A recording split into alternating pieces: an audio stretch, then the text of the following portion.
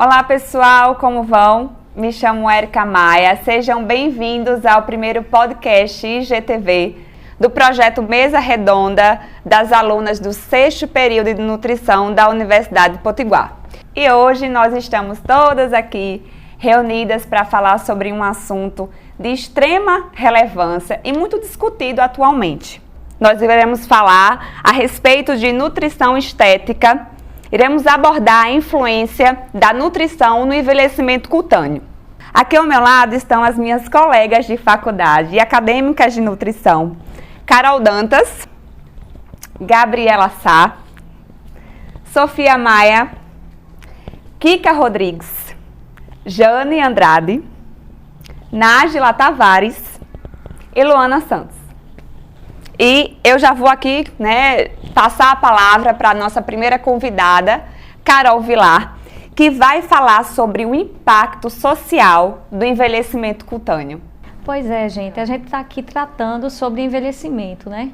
Mas nós não temos como falar sobre esse assunto sem levar em consideração a pressão social que a gente sofre para obedecer aos padrões de beleza estabelecidos, tanto nas mídias, nas redes sociais, é só o que a gente vê, um desfile de corpos bonitos, E o que é que essa pressão social gera? Ela gera uma grande insatisfação, um comportamento de comparação com outros corpos, um sentimento de inadequação. E muitas vezes, esse sentimento de inadequação, ele vai se refletir no comportamento alimentar da pessoa. Há uma cobrança muito grande em cima da mulher para que ela esteja sempre bela, em forma. Inclusive, Naomi Wolf, no seu livro O Mito da Beleza, ela diz que vários padrões foram construídos ao longo da história justamente buscando controlar a evolução da mulher. No início, a mulher que era considerada bela era a que era mãe, doméstica, casta e passiva.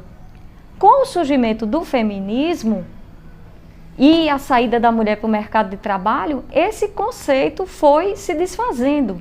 E surgiu o mito da beleza como uma forma de controle.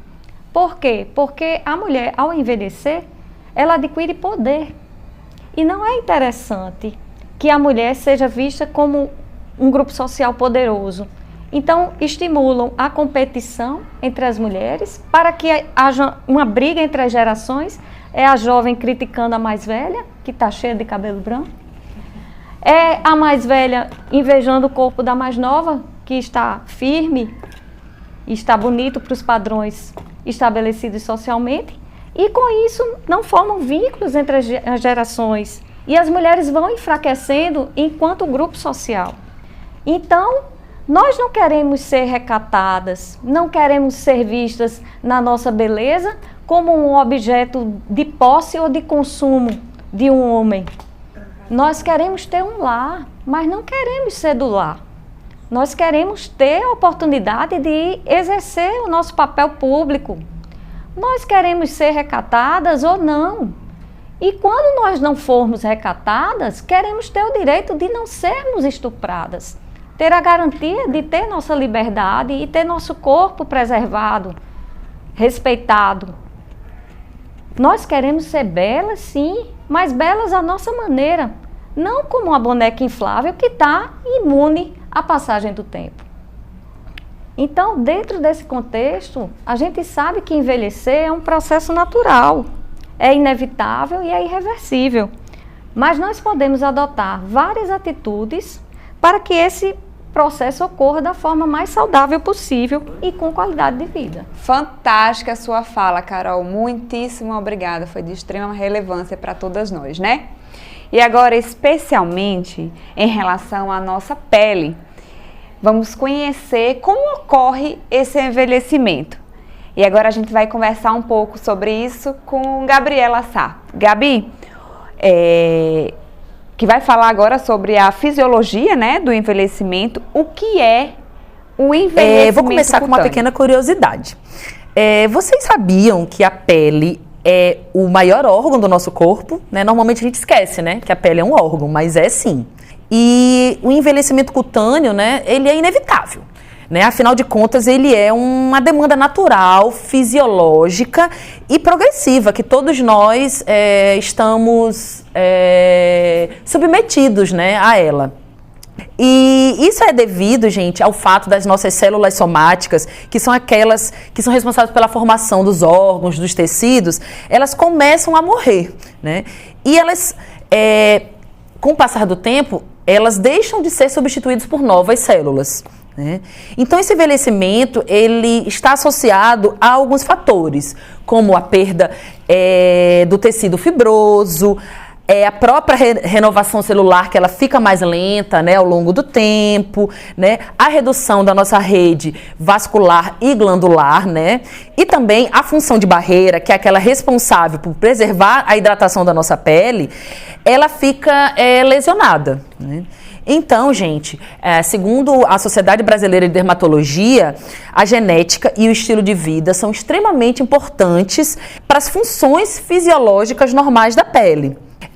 Eu não tenho como falar desse tema sem falar de algumas consequências desse envelhecimento. E aí entra a desidratação e a desnutrição tecidual, bem como a flacidez, rugas e as manchas, né, as temidas manchas. A desidratação tecidual nada mais é do que o desequilíbrio hídrico das camadas que compõem a pele, né? Quando a gente fala de desidratação epidérmica, a gente está falando daquela pele que se mostra craquelada, daquelas pequenas linhas, né, que aparecem quando a gente manipula a pele, e em casos crônicos de até escamas. Já a camada mais profunda, que é a derme, já apresenta no envelhecimento as rugas, né, que essas sim são visíveis à superfície da pele. Como o cabelo, a pele também ela também precisa ser alimentada e nutrida. A hidratação é nada mais do que disponibilizar água para esses tecidos que compõem a pele. Já a nutrição é oferecer os nutrientes que essa pele tanto necessita. Então agora vamos falar um pouquinho sobre a flacidez.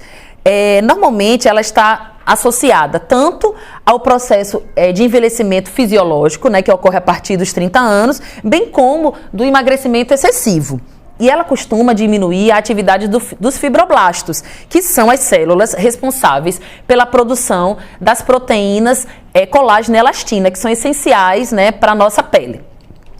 E aí, nesse momento, ocorre um atraso nessa síntese proteica, né? E, consequentemente, o desequilíbrio entre formação do colágeno e elastina e da sua degradação.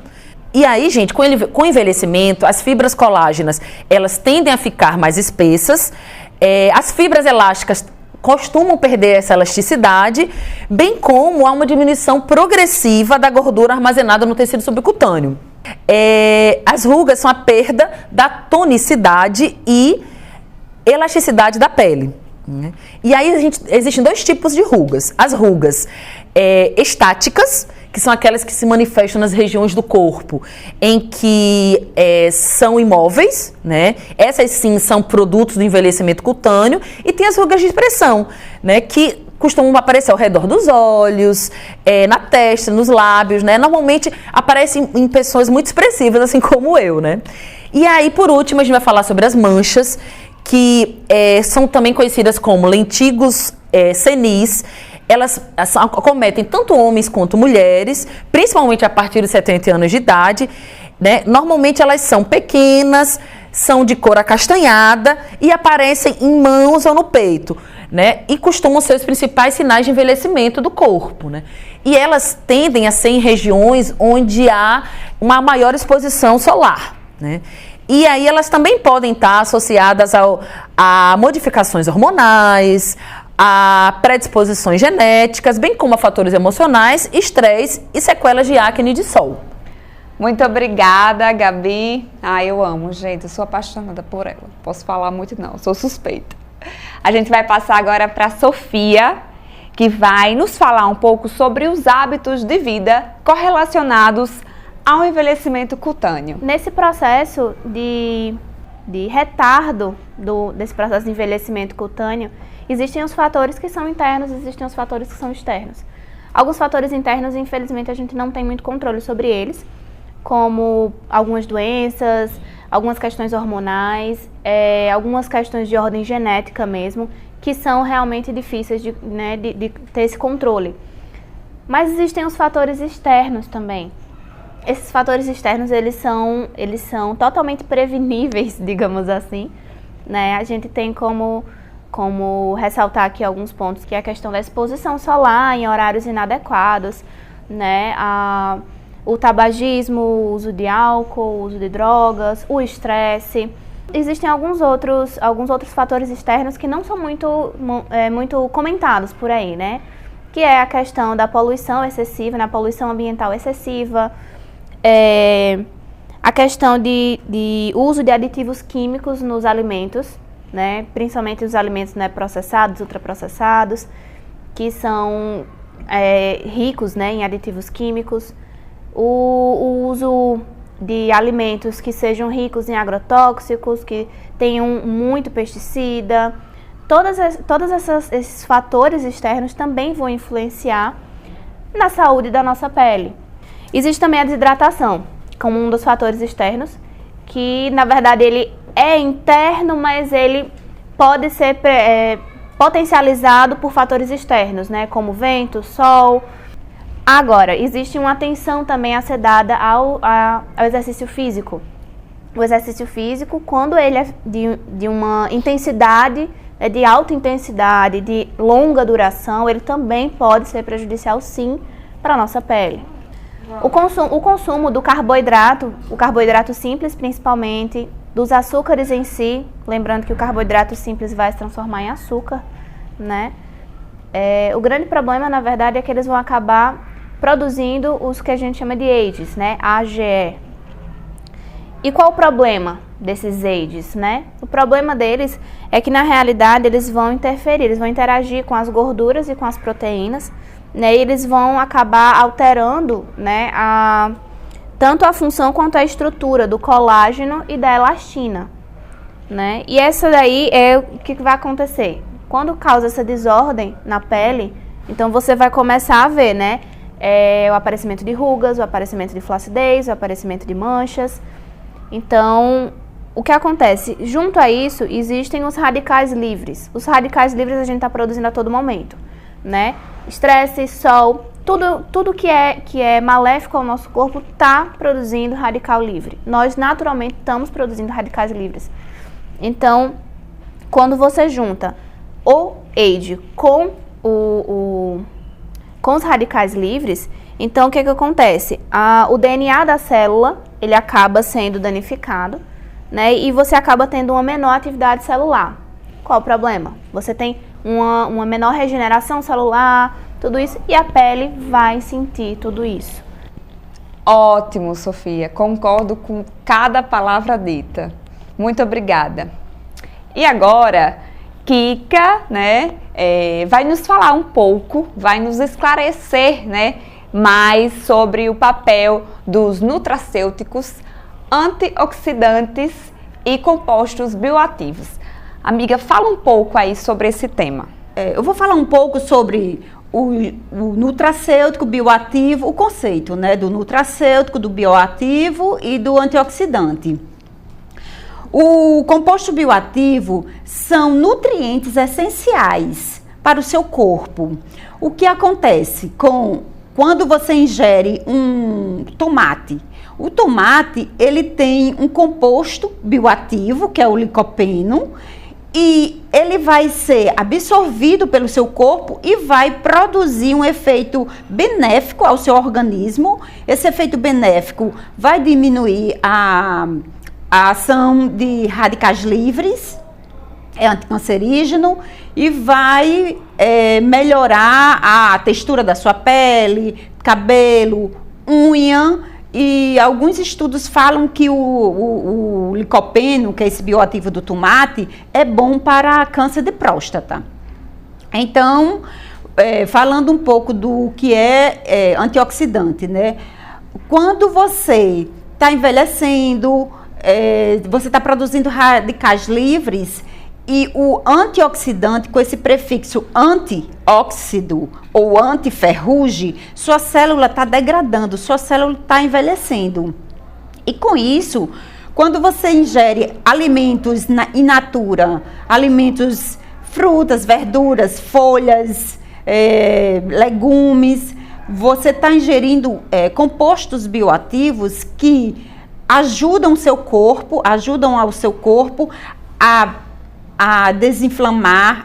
Já os nutracêuticos, essa palavra é a junção nutrientes e farmacêutico, que você junta e dá a resposta para a palavra em si, nutracêutico. E isso quer dizer o quê? Que você pega uma substância de um alimento, como um produto extraído de uma raiz, como a curcumina, que foi extraída da cúrcuma, e coloca numa cápsula, e aí você dá toda a porção ideal para aquela pessoa que não consegue comer tanta a quantidade, né? Tanta raiz em um momento só. Então, você vai dar essa curcumina através da cápsula, por isso o nutracêutico. É uma lista gigante de produtos bioquímicos, nutracêuticos e antioxidantes que só vão beneficiar seu corpo a não produzir radicais livres, não ter um envelhecimento precoce e você ter uma qualidade de vida.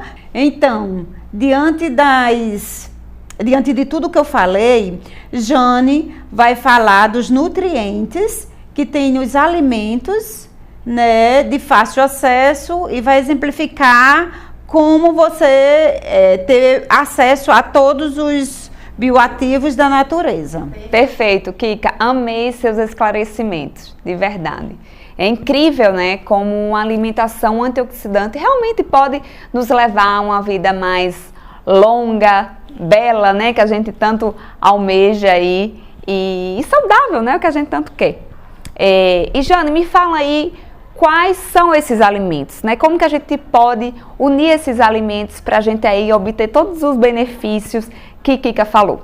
No nosso país, a gente vai ter um número muito crescente, né, de idosos que vai superar, inclusive, a de adolescentes. Então, muito se tem falado da qualidade da pele, de como vai estar essa pele, né? E aproveitando o que Kika falou, né, quando ela falou da ação dos antioxidantes, da ação anti-inflamatória, né, onde que a gente pode encontrar isso? Na alimentação, gente. A alimentação é a chave para tudo. Uma pele bem nutrida, uma pele bem cuidada, vai ser aquela pele que você eliminou os excessos, adaptou a sua vida a um estilo de vida saudável. Então, consequentemente, você vai ter uma pele que vai refletir isso, né? Uma pele com mais elasticidade, né? Com menos flacidez. E aí, como a gente pode fazer isso, né? Através da alimentação, que a gente tanto fala, uma alimentação saudável, uma alimentação adequada. E aí a gente tem várias vitaminas, né? Que é onde entram aí nas adequações que a gente tanto ouve falar, né, dos micronutrientes, né? Então, esses micronutrientes, que nada mais são que as vitaminas, os minerais, a gente pode encontrar perfeitamente na natureza. A natureza, ela disponibiliza gratuitamente. Então, o que custa você adequar, trazer isso para a sua realidade, né? Então, a gente pode utilizar, como na laranja, por exemplo, a gente vai encontrar, né, fonte de vitamina C. Ah, mas a laranja, ela só tem vitamina C? Não, gente, a laranja, ela tem vários outros minerais, vários outros nutrientes.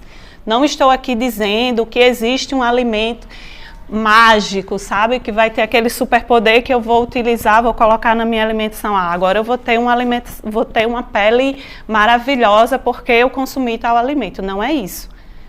É importante você consumir adequadamente a quantidade, tá? Porque de acordo com a idade, né, de acordo com o seu processo ali natural, né, a sua fase natural da vida, existem referências que você nem pode consumir de mais nem de menos. Então, a gente vai ter que encontrar aí o adequado. E claro, o fato de eu ter aquele alimento na composição do meu prato, não significa dizer que eu vou absorver tudo isso, né? E falando nesses alimentos, a gente tem, né, aqui em destaque, que merece destaque, o açaí, que ele é rico em antocianinas e proantocianidinas, né? Que são nutrientes, né, que são micronutrientes, que são bioativos, que vão atuar ali principalmente no estresse, né, oxidativo, amenizando aqueles efeitos, né, de oxidação, ajudando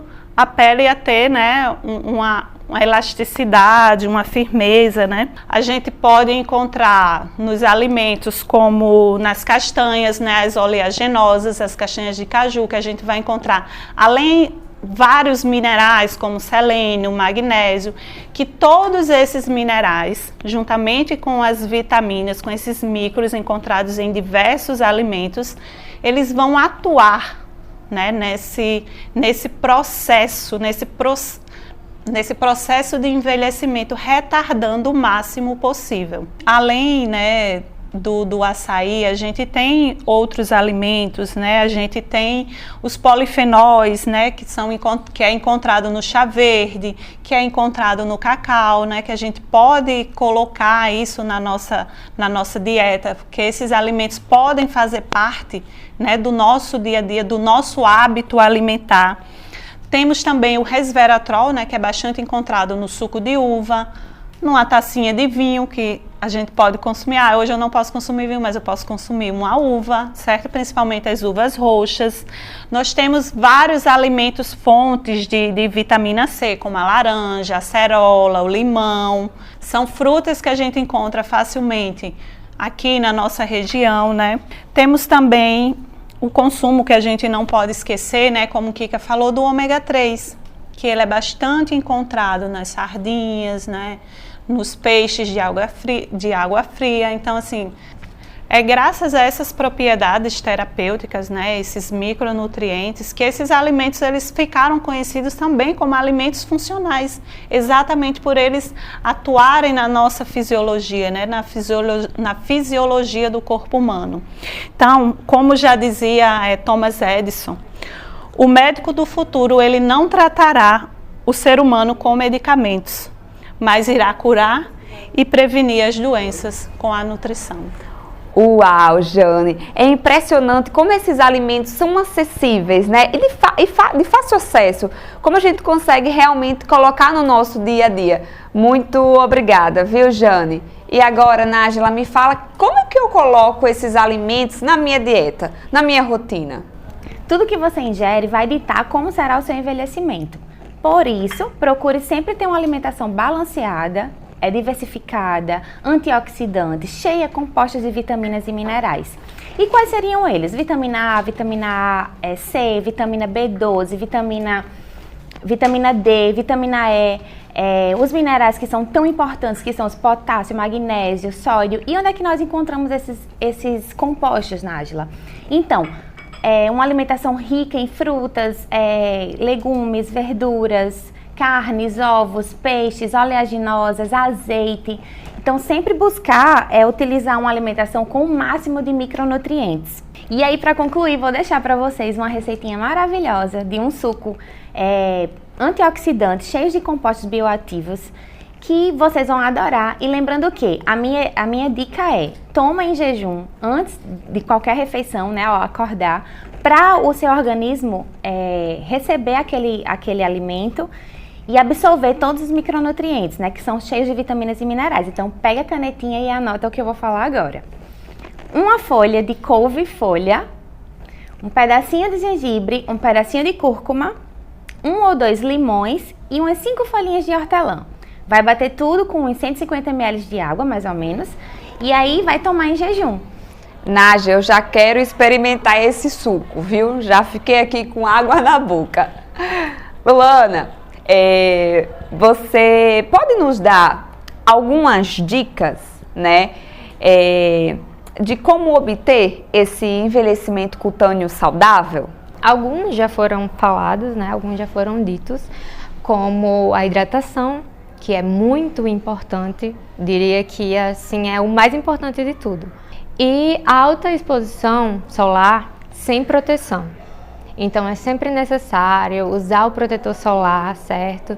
E sempre se manter hidratada. Outra coisa, evitar o consumo excessivo de sal, de gorduras, frituras, como já foi dito pelas meninas.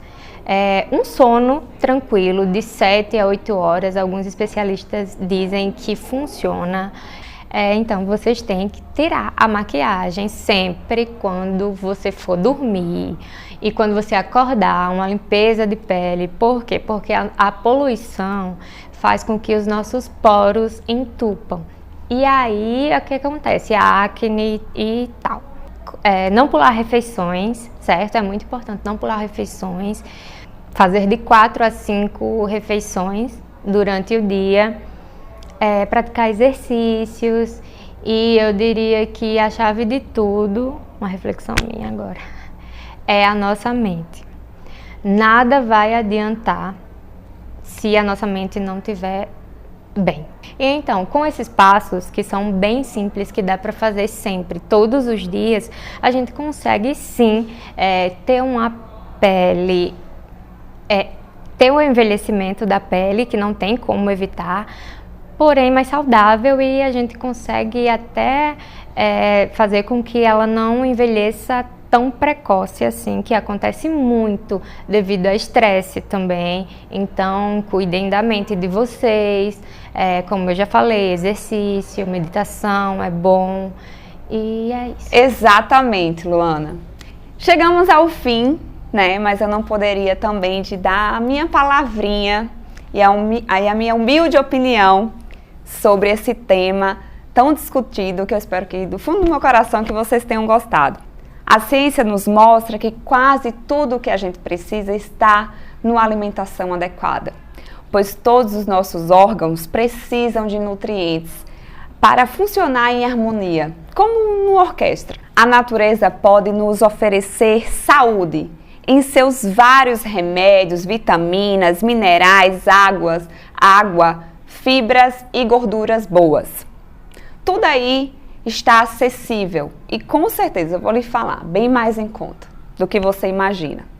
A gente tem que voltar realmente um pouco os nossos hábitos, sabe? Aqueles dos nossos avós, que a gente separava ali um lugarzinho, né? Fazia questão para plantar alguma coisa e servir. É tão prazeroso servir alguém, né? É tão prazeroso cozinhar e muitas vezes ajudar quem está no nosso lado. Ir mais às feiras livres, ajudar aquele pequeno produtor. Já pensou nisso? Você está ajudando a comunidade inteira. Mágico, né? Com certeza é mais em conta do que aquele procedimento estético, do que aquela pílula mágica que não existe. Mas talvez a nutrição, os bons alimentos, descascar mais e desembalar menos. Talvez seja esse o segredo, talvez seja essa a pílula. Os resultados são visíveis a olho nu. Você vai reparar no seu cabelo, que vai ficar mais brilhoso, nas suas unhas, que vão ficar mais fortes, a textura, a tonalidade da sua pele, a disposição, a força física. Quando isso não é respeitado, o contrário também acontece. As rugas, elas começam a se destacarem mais, a flacidez, né? A famosa celulite, perda de elasticidade, por aí vai. Nada será duradouro se você não tiver uma alimentação, uma nutrição, hidratação, boas atitudes, uma qualidade de vida saudável. Eu gosto sempre de recorrer a metáforas para ficar mais fácil de entender. Por exemplo, se você quiser pintar uma parede que está comprometida, né, a estrutura, com infiltrações, por exemplo, a pintura dela não vai ser duradoura, você concorda comigo? Mas se você cuidar da raiz do problema, se você chamar o profissional, né, um pintor, um pedreiro, o profissional adequado para fazer isso, com certeza você vai resolver o seu problema. Aqui não é diferente. A nutrição, a alimentação tem que ser resolvida com o nutricionista. Não existe outro profissional não, tá? Para isso. Eu espero do fundo do meu coração, como eu iniciei essa fala, que vocês tenham gostado e você que ficou até aqui, muito obrigada. A gente se vê no próximo podcast.